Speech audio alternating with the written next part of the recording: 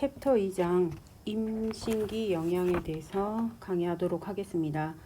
임신기 영양에서는요, 임신기의 생리적 특성과 태반과 태반을 통한 영양소의 이동, 그리고 임신기의 건강과 영양, 식사 지도 이렇게 살펴보도록 할 거고요.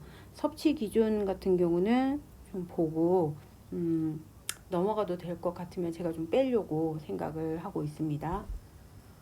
먼저 임신기의 생리적 특성 중 호르몬의 변화에 대해서 볼 건데요.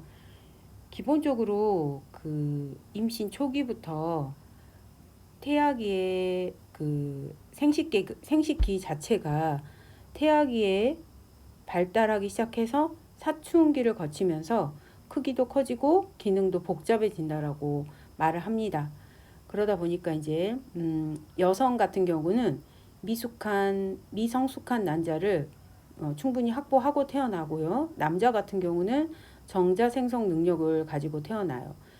이런 생식 능력 같은 경우는 생식기계의 성숙을 유도하는 내분비 쪽에 다양한 변화가 3년에서 5년간 지속되면서 확립이 된다라고 합니다. 그래서 이제 남성의 경우 같은 경우는 사춘기 이후에 계속 정자가 생성이 되고요.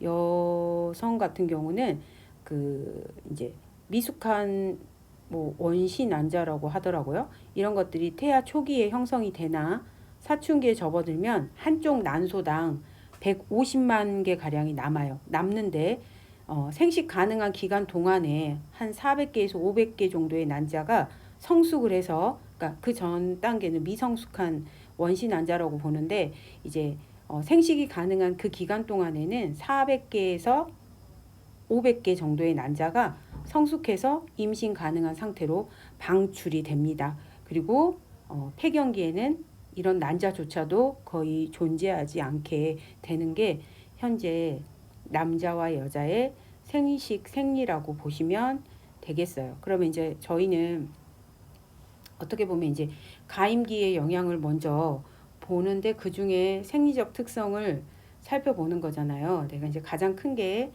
호르몬의 변화를 보면서 월경 주기가 어떤 변화를 겪는지를 보도록 할게요. 가임기 여성 같은 경우는 매달 월경 생리를 수행을 하죠. 그러면 이제 우리가 월경 주기에 따른 호르몬의 변화를 볼 건데요. 여기 보시면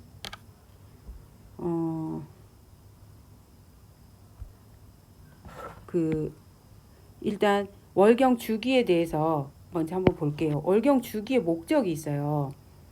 주기를 이제 한 28일 보시면 여기 월경 주기는 25일에서 40일로 다양하지만 평균적으로 28일 정도를 한 주기로 본다라고 했어요. 그래서 자궁 주기와 난소 주기로 구성된다라고 했어요. 그러면 이런 주기가 있는 목적이 있을 거 아니에요.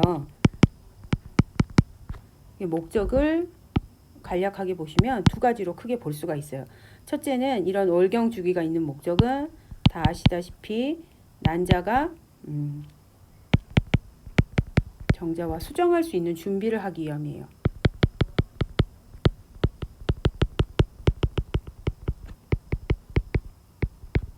그렇죠? 또 둘째는 수정란이 자궁에 착상할 수 있도록 하기 위한 과정이에요.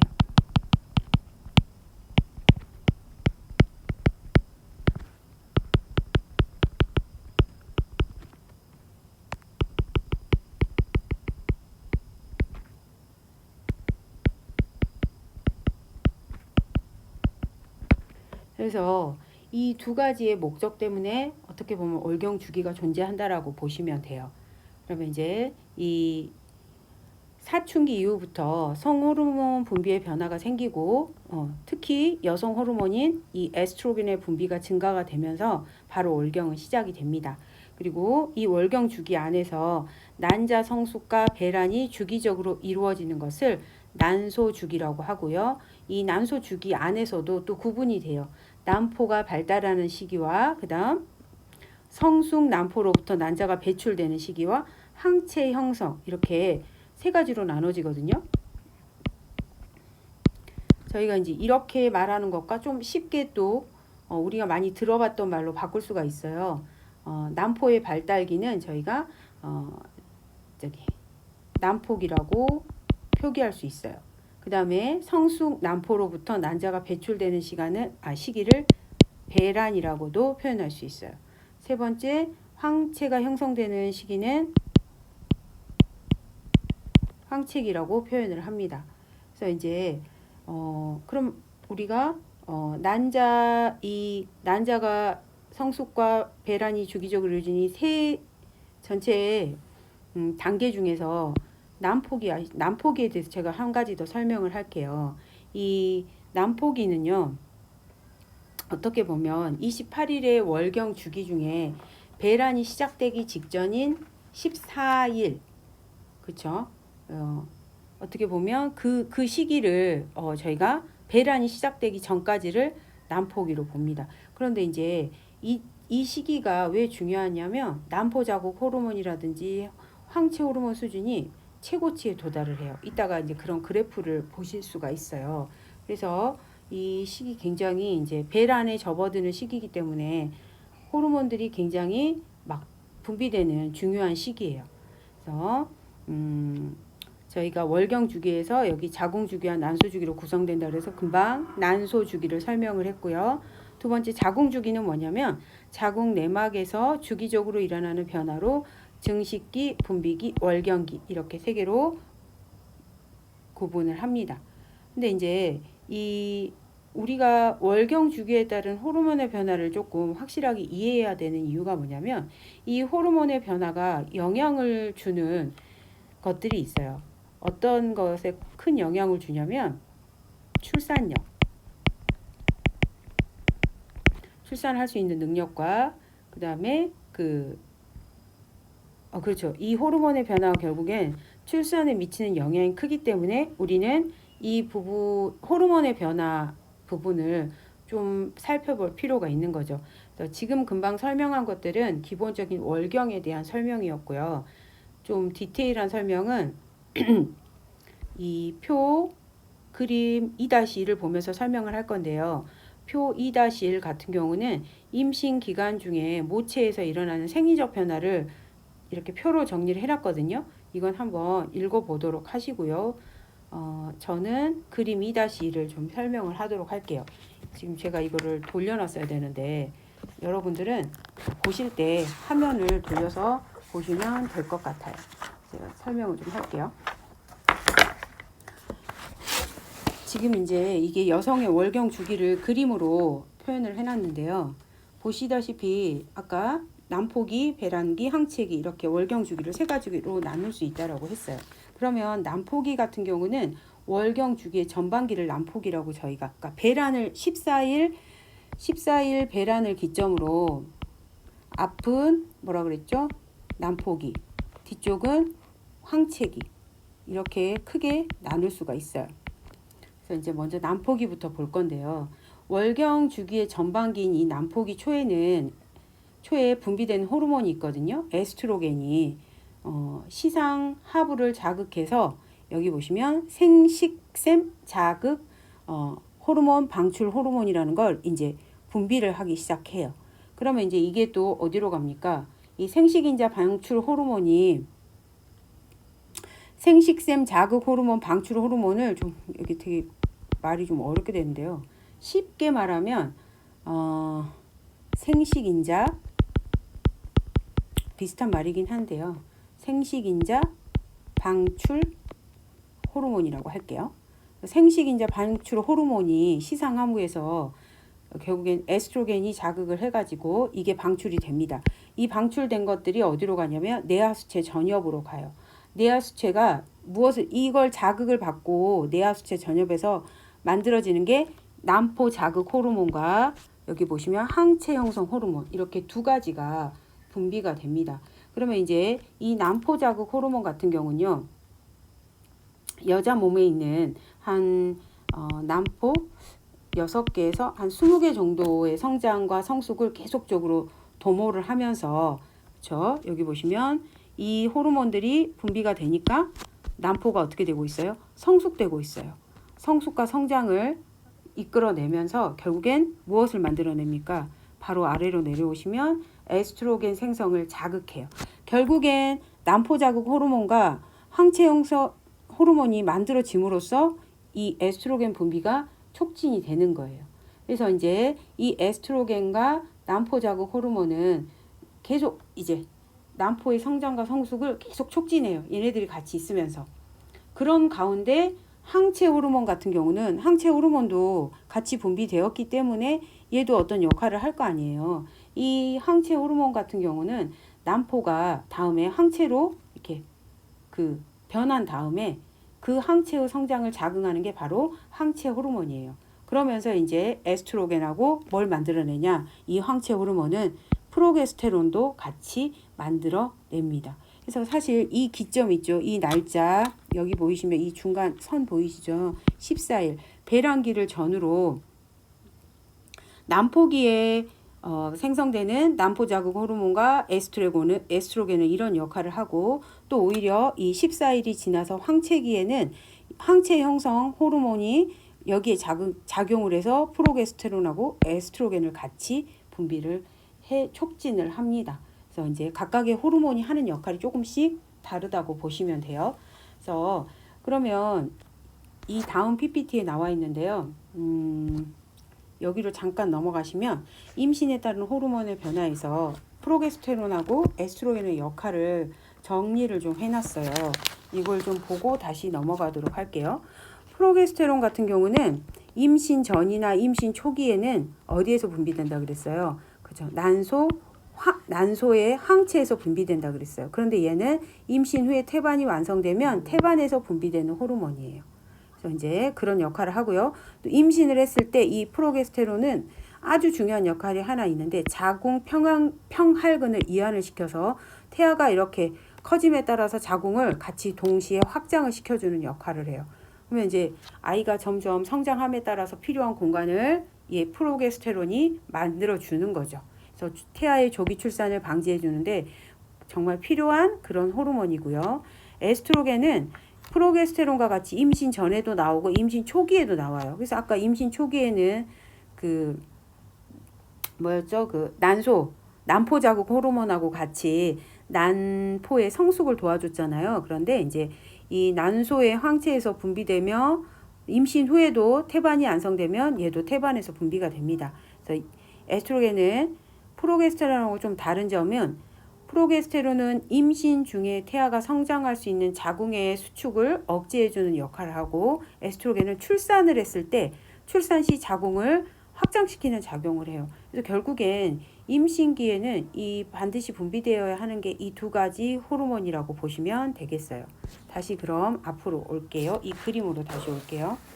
이 이제 그림에 보시면 제가 14일 이전을 설명한 건 여러분 이 난포기였잖아요. 그 다음 난포기가 끝났어요. 14일에 도달했고 14일을 넘어가면서 항체기에 이제 접어듭니다. 그러면 우리가 이 14일 정도 시기에 만나는 배란이라는 시기를 지나면 월경 주기의 후반기인 바로 항체기가 시작이 되죠. 그러면 이때부터 호르몬들은 어떤 작용을 하냐. 이제 뭐 그 수정란이 정자와 만나 착상을 했다. 하지 않았을 경우에는 이제 그 난자가 방출이 돼야 되잖아요. 그러면 방출되고 나서 남아있는 난포 내의 세포들에 의해서 이제 시작이 되는 게 바로 항체기죠. 그래서 그 항체가 발달도 하지만 이렇게 보시면 시간 지남에 따라서 퇴화도 진행이 되는 거예요. 그래서 이제 이 난포 내 세포들이 스스로 증식하고 비대해지면서 처음엔 난포였는데 얘네들이 항체로 변화를 하는 거죠. 그래서 이제 이 항체들은 결국엔 몸속에서 다량의 프로게스테론이나 에스트로겐을 분비를 합니다.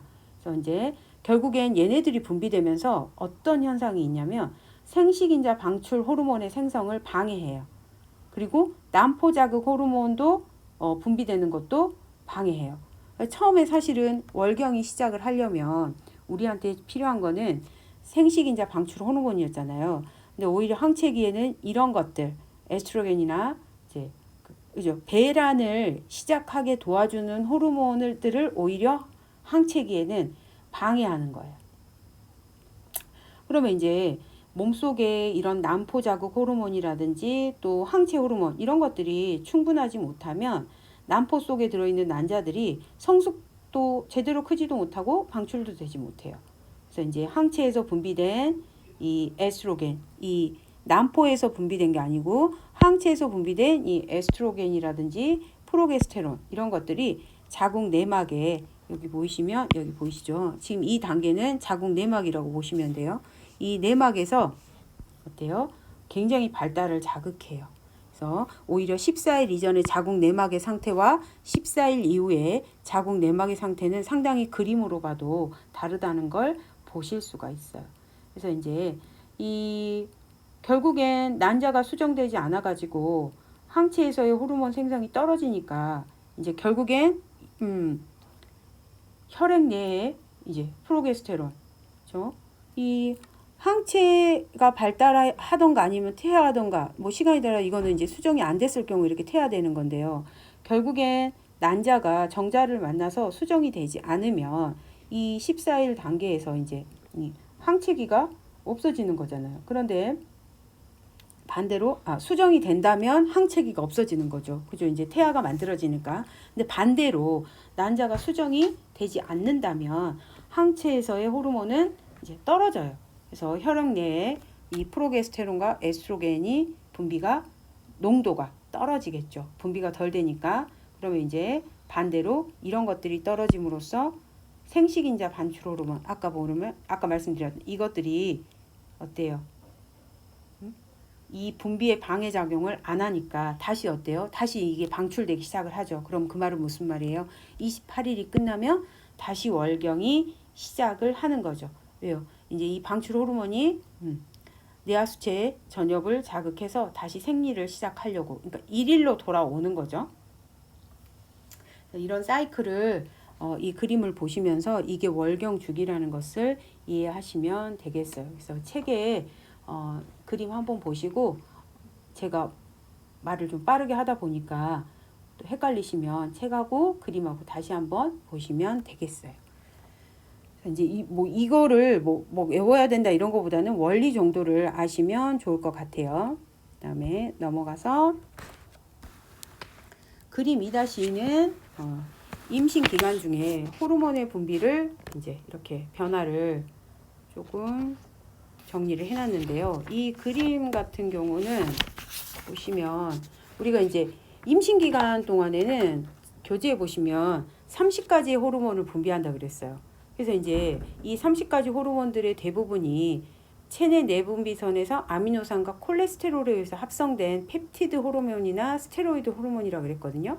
근데 이제 이런 호르몬들 중에서 딱 임신 기간에만 또 분비되는 것들도 있다 그랬어요. 그래서 이제 그런 것들의 역할을 그림 2- 그런 것들의 종류를 그림 2-2와 그다음에 여기 보시면 이 표가 조금 뒤집혀 있는데 이 그림이 몇이죠?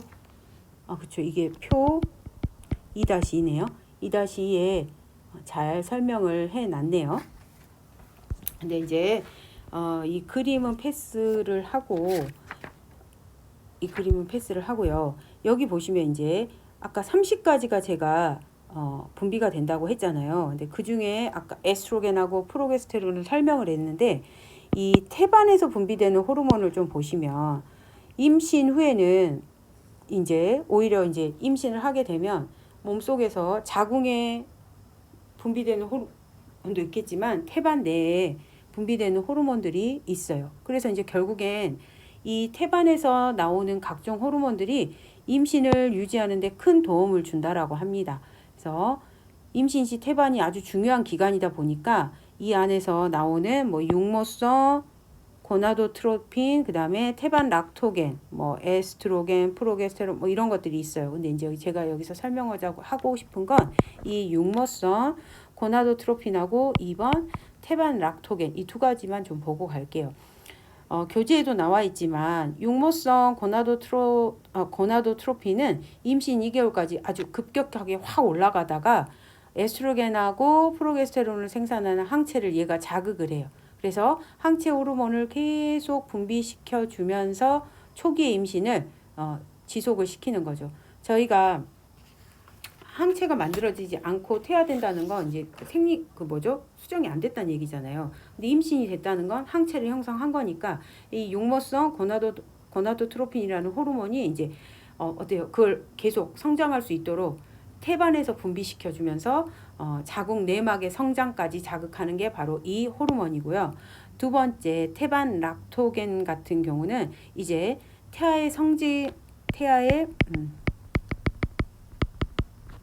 성장을 촉진시키는, 그래서 그 안에서 그 우리가 당질 이용을 증가하는 그러니까 우리가 태아의 성장을 촉진하기 위해서 당질을 많이 이용하는 임신 말기에 얘 분비가 막 증가를 한대요.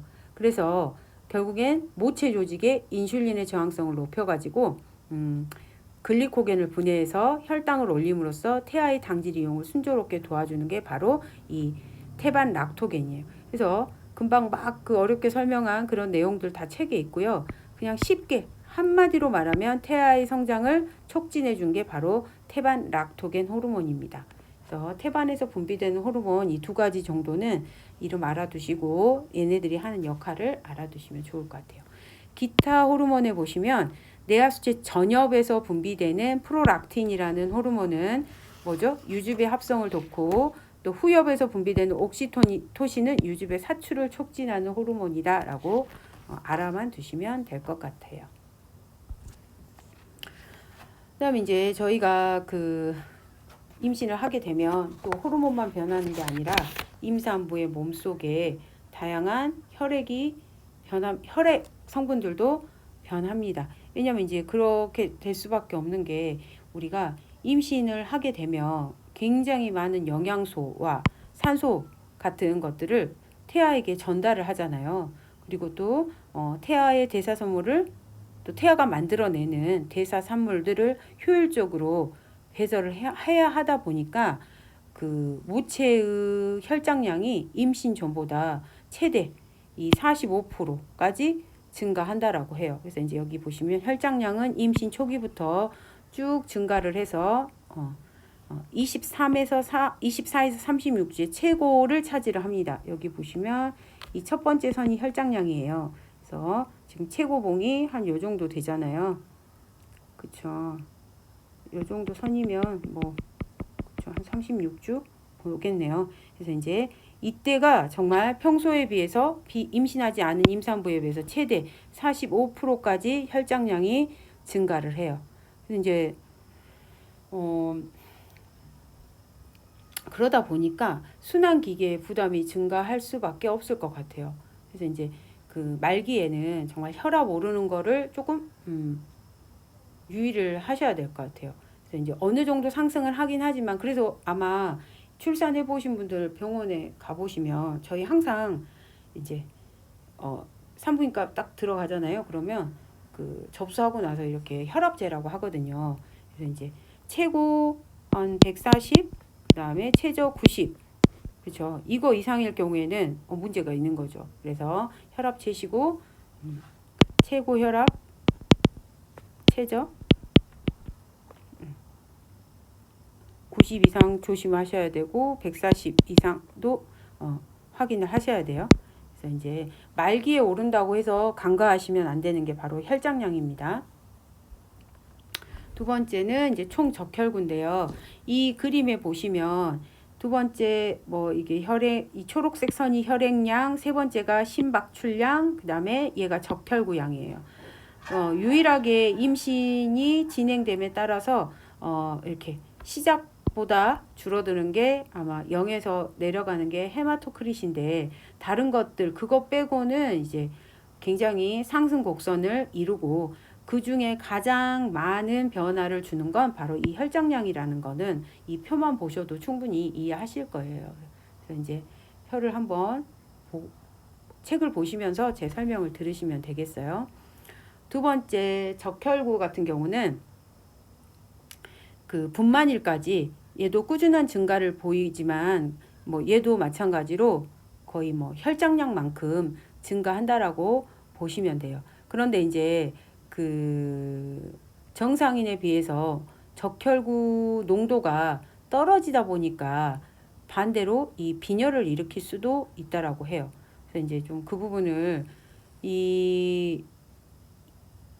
우리가 이제 이 증가량이 이 적혈구의 증가량이 우리 처음에 그 보았던 혈장량 증가에 미치지 못해서 혈중의 농도가 떨어지는 경우가 있다라는 거예요.